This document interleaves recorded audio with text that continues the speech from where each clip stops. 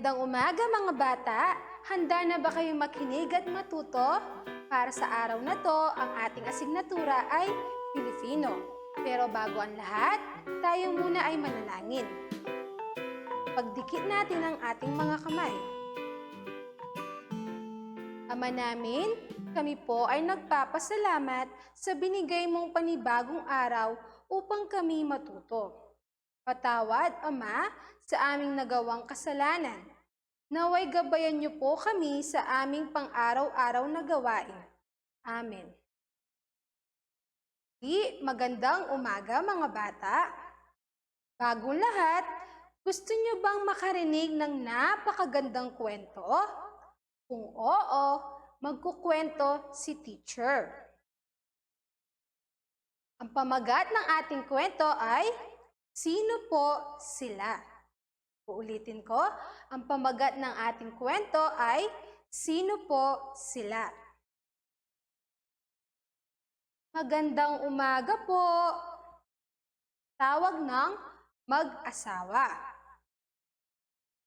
Dumungaw sa bintana si Sarah. Magandang umaga rin po. Sino po sila? Magalang niyang tugon. Kami ay sina Ginang at Ginoong Bonifacio. Kami ang bago niyong kapitbahay. Paliwanag ng mag-asawa. Sandali lang po, tatawagin ko lang po si Mama. Sabi ni Sarah. Tuloy po kayo, maupo po kayo. Sabi ulit ni Sarah.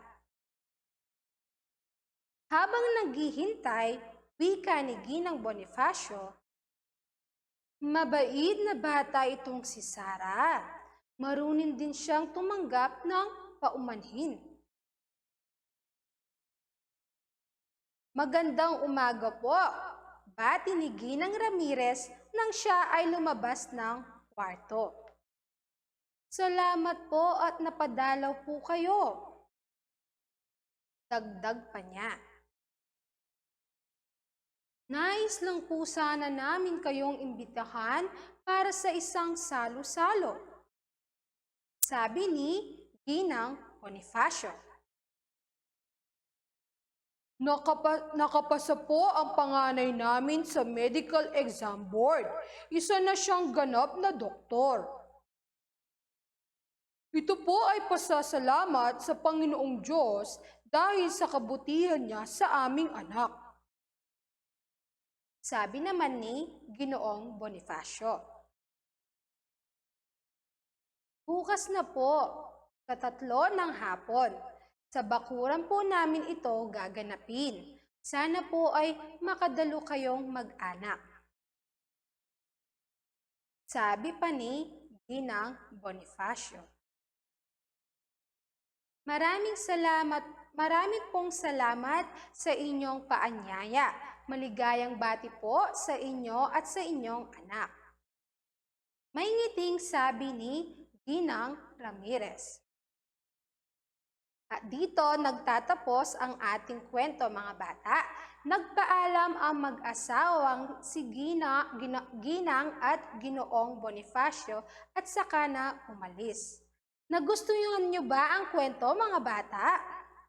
Ngayon, magbibigay ako ng ilang katanungan ayon sa nabasa nating kwento. Handa na ba kayo?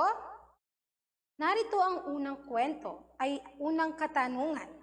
Sino ang bisita ni Sarah? Uulitin ko, sino ang bisita ni Sarah? Sina Ginoong at Ginang Bonifacio. Sino ang nanay ni Sarah? Sino ang nanay ni Sarah? Si Ginang Ramirez. Ano ang sadya ni Ginoong at Ginang Bonifacio kina Sarah? Nais nilang imbitahan sila para sa isang salo-salo. Saan naman gaganapin ang salo-salo? Sa bahay ni Ginang at Ginoong Bonifacio. Ngayon, ating basahin ang mga salita sa pisara. Ginoong Bonifacio, Ginang Bonifacio, Ginang Ramirez, Sara, Doktor, Bintana, at anak. Ngayon mga bata, anong napansin nyo sa mga salita na ating nabasa? Ang iba ay nagsisimula sa malaking titik. Ang iba naman ay nagsisimula sa maliit na titik. Ngayon, ang mga salitang iyon ay may kinalaman sa ating aralin para sa umagang ito. Ang ating aralin para sa umagang ito ay mga uri ng pangalan. Uulitin ko, mga uri ng pangalan. Pero bago ang lahat, alamin muna natin kung ano ang ibig sabihin ng pangalan. Ang pangalan ay mga salitang pantawag sa ngalan ng tao, hayop, bagay, pook, o pangyayari. Uulitin ko po. Ang pangalan ay mga salitang pantawag sa ngalan ng tao, hayop, bagay, pook, at pangyayari.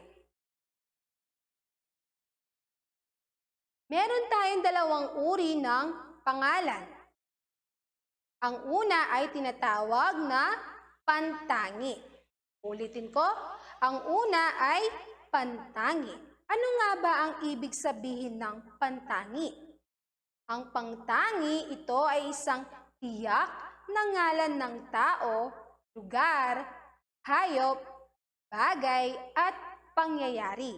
At nagsisimula sa malaking titik ang mga pangalang pantangi. Halimbawa, Venus, Toyota, Samsung, Binibining Perez, San Rafael, Araw ng Kagitingan, Dr. Cruz, Ateneo, Cavite, Binibining Angeles, Cebu, at Pasko. Yan ang mga halimbawa ng mga salitang pantangi. Ngayon, dumako tayo sa ikalawang uri ng pangalan ay ang pambalana. Ano nga ba ang pambalana?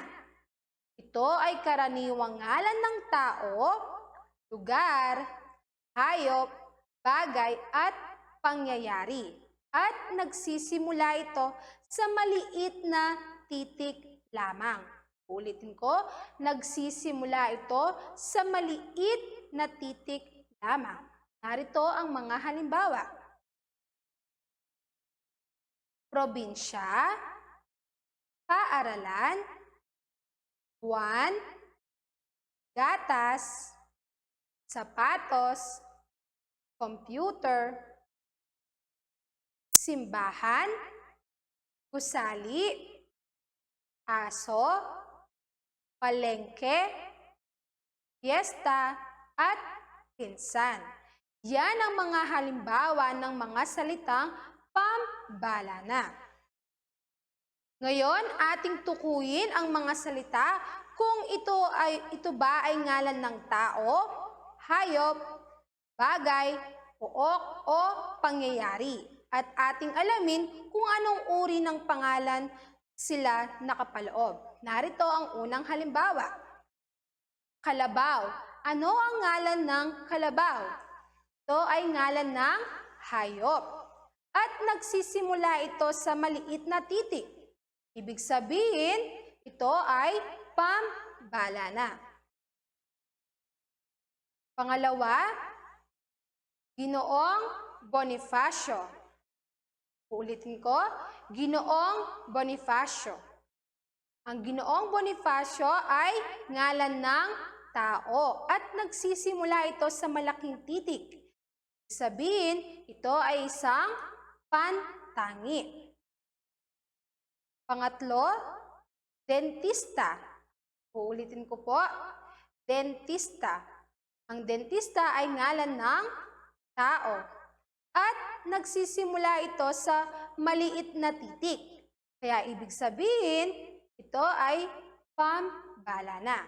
Narito pa ang halimbawa. Simbahan, ito ay pook.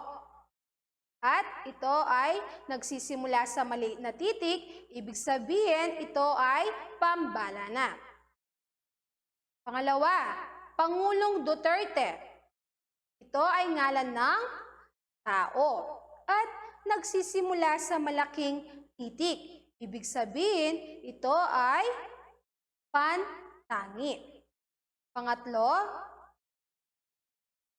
fiesta. Fiesta ay nagsisimula sa maliit na titik at ito ay ngalan ng pangyayari. Kaya ito ay pambalana. Next, karitela. Uulitin ko, karitela. Ang karitela ay ngalan ng bagay at nagsisimula ito sa maliit na titik lamang. Ibig sabihin, ito ay pambalana. Ang susunod ay Cebu. Ito ay ngalan ng pook at nagsisimula ito sa malaking titik. Ibig sabihin, ito ay pantangi. Ang panghuli ay Pasko. Pasko ay ngalan ng pangyayari at nagsisimula ito sa malaking titik. Ibig sabihin, ito ay pamtangi. Naintindihan po ba ang ating aralin, mga bata? Ngayon, magbibigay ako ng mga salita at sabihin kung anong uri ng pangalan. Maliwanag po ba, mga bata? Narito ang unang salita. Araw ng mga bayani. Araw ng mga bayani. Ang araw ng mga bayani ay nagsisimula sa malaking titik. Ang ibig sabihin, ito ay uri ng pangalan na pantangi. Magaling! Punong guro. Uulitin ko, punong guro. Ito ay nagsisimula sa maliit na titik lamang. Ito ay pambalana. Susunod ay kotse. Ito ay nagsisimula sa maliit na titik. Ibig sabihin, ito ay pambalana. Magaling. Susunod naman ay binibining rina. Binibining rina. Ito ay nagsisimula sa malaking titik. Ibig sabihin, ito ay pantangi. Susunod ay Crayola.